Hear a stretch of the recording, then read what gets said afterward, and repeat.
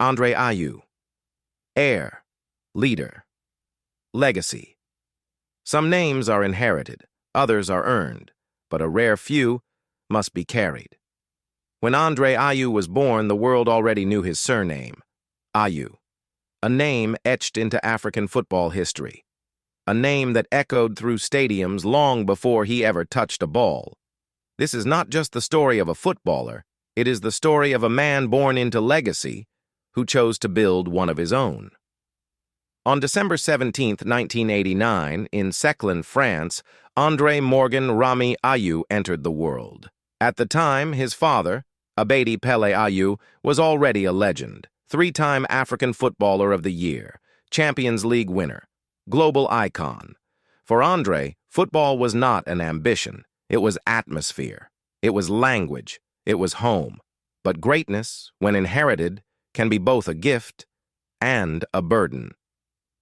From the earliest days, expectations followed him, not whispered, but shouted. Could he live up to the name? Could he step out of the shadow of a giant? André's childhood was nomadic, shaped by his father's career across Europe. France, Germany, Ghana. Each move exposed him to different football cultures, different mentalities. In Germany, discipline. In France, technique. In Ghana, passion. He trained briefly at TSV 1860 Munich, but it was in Ghana, at FC Nanya, the family-owned club, that his identity began to form. At just 14 years old, André Ayew made his senior debut, not as a novelty, not as a favor, but because he was ready. In 2005, André joined Olympique de Marseille, the same club where his father once ruled Europe. This was not symbolism. This was a test. Inside Marseille's academy, there were no shortcuts, no exemptions for famous sons. He trained harder, ran longer, fought louder. In 2007, at just 18, André Ayew made his professional debut. But progress was not immediate. Marseille sent him away on loan to Lorient, then to Arles Avignon. It was there, away from the spotlight, that André learned something essential. That talent alone is not enough. That survival builds character. He helped Arles Avignon achieve promotion and returned stronger, sharper, hungrier. By 2010, André Ayew was no longer a prospect. Under coach Didier Deschamps, he became indispensable. Box-to-box energy, relentless pressing, goals from midfield. Season after season, he grew, not just as a player, but as a presence. With Marseille, he lifted trophies, Coupe de la Ligue, Trophée des Champions. But something else was forming, leadership. And the world would soon see it, in black and gold. André Ayew did not choose Ghana. Ghana chose him. In 2009, he captained the Ghana U20 team at the FIFA World Cup. What followed was historic.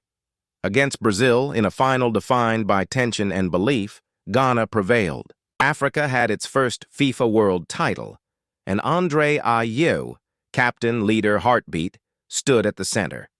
From that moment, his destiny with the Black Stars was sealed. André Ayew's senior international career spanned generations, World Cups, Africa Cup of Nations tournaments, moments of triumph and heartbreak. In 2010, Ghana came within a penalty kick of a World Cup semifinal. In 2015, Ayew led Ghana to the AFCON final, finishing as the tournament's top scorer. He did not always play the same role, winger, midfielder, forward, but his responsibility never changed, to lead, to endure, to represent. Eventually, he became captain, not because of his name, but because of his presence. Over 100 caps, one of Ghana's most capped players in history. In 2015, André Ayew entered one of football's most unforgiving arenas, the English Premier League. At Swansea City, expectations were modest. He exceeded them immediately. Goals, intensity, impact. He won Premier League Player of the Month in his very first season.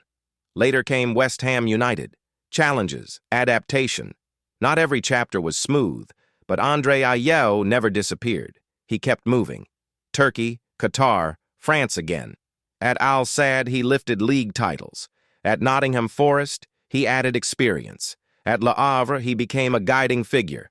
Longevity became his quiet achievement. Away from the pitch, André Ayew remained grounded. A family man, a mentor, a symbol of professionalism. He spoke not with controversy, but with consistency. Not with noise, but with example. In a football world obsessed with headlines, André chose durability. Over 500 professional matches, 2 decades at the top. Not many last that long. Fewer do so with dignity. André Ayew did not surpass his father. He did something harder. He honored the name, while making it his own. From a child born under expectation to a man who carried a nation's hopes, André Ayew's story is not about fame. It is about responsibility, resilience, and the quiet power of consistency. Because in the end, legacy is not what you inherit. It is what you leave behind.